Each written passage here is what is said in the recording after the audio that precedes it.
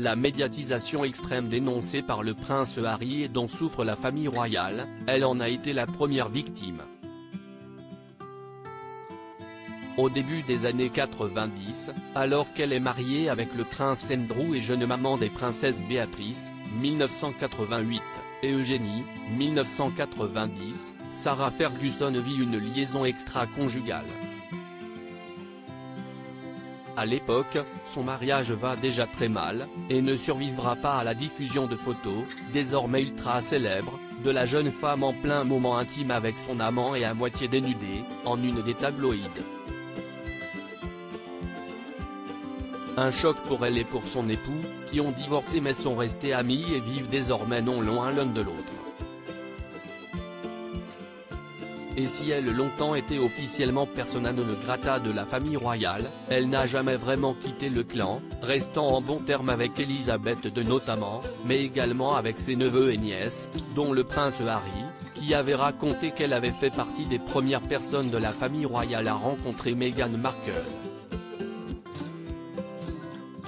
Et si est tout naturellement qu'elle a été interrogée sur son neveu par le magazine People, qui lui a demandé ce qu'elle pensait de son départ pour la Californie et de toutes les polémiques autour de lui depuis 3 ans.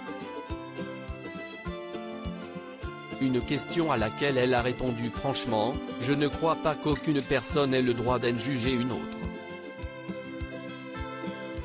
Je ne suis pas dans la bonne position moi-même pour émettre un jugement. J'ai été jugée toute ma vie, il est hors de question que je fasse pareil avec eux. » Une position très claire pour l'ancienne duchesse d'York, qui a donc pardonné à Harry les mots très durs qu'il avait tenus envers le prince Andrew dans son livre Spare, lui reprochant d'être mêlé à un scandale honteux.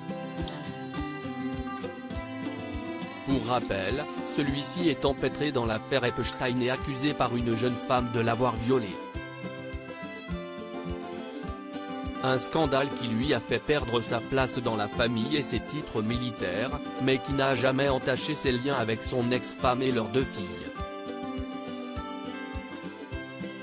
Incroyablement fier en tout cas, si est une prise de parole très rare d'un membre aussi proche de la famille royale, qui a notamment passé Noël à Sandringham cette année avec tout le clan, à l'exception du prince Harry, justement, pour la première fois depuis son divorce.